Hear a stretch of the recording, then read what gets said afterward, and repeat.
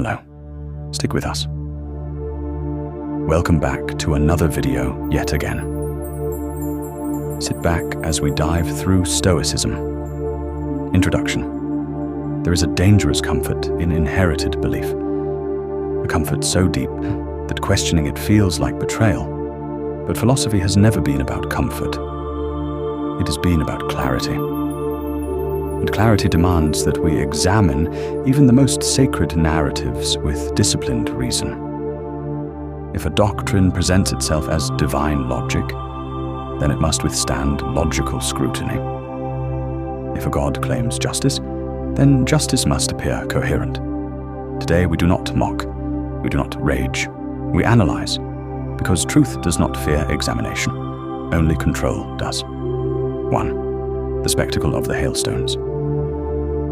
Among the plagues described in Book of Exodus, one scene stands out in dramatic intensity. Hailstones falling from the heavens, crushing crops, animals, and men. Fire mingled with ice, destruction from above. But here is the question rarely asked. When those hailstones fell, did they discriminate? Were they equipped with divine facial recognition technology? Did they pause mid-air and say, Egyptian, strike, Israelite, divert?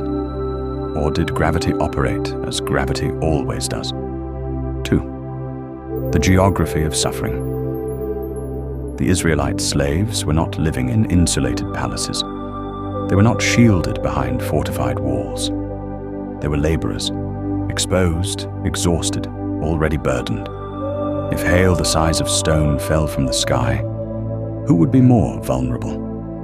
The slave in the field, or the master under a roof? If both were struck, who suffered more? The oppressor with resources, or the oppressed with nothing? And if only Egyptians were struck, how? Did the clouds split with surgical precision? Because selective weather requires selective physics. 3. The logic of collective punishment. We are told the plague was judgment upon Pharaoh. But Pharaoh was one man. If a ruler hardens his heart, why does the sky punish farmers? Why livestock? Why land? Why those who already live under the same tyranny? Justice, by definition, is measured, targeted, proportional. Yet hail does not negotiate. If divine justice mirrors indiscriminate force, then what distinguishes it from natural catastrophe? And if slaves were spared, why is that logistical miracle not detailed with clarity? Because the moment we ask practical questions, the story becomes fragile. 4. The psychological architecture. Here is where philosophy must become uncomfortable. Narratives of overwhelming divine power serve a purpose. They create awe, fear, submission. When destruction is attributed to heaven itself, resistance becomes irrational. If storms are weapons, then doubt becomes rebellion. Is this a revelation of justice, or a manual of mind control? Because when people are taught that even weather obeys authority, they stop questioning authority. 5. The burden already carried. The Israelites were enslaved, beaten, overworked.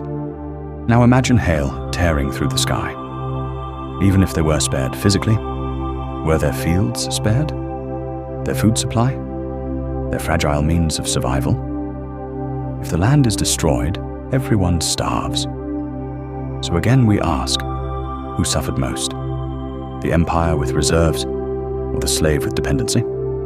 If divine intervention increases collateral damage, can it still be called mercy?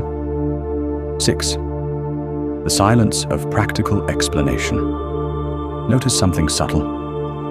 The narrative emphasizes power, not logistics. We are told what happened.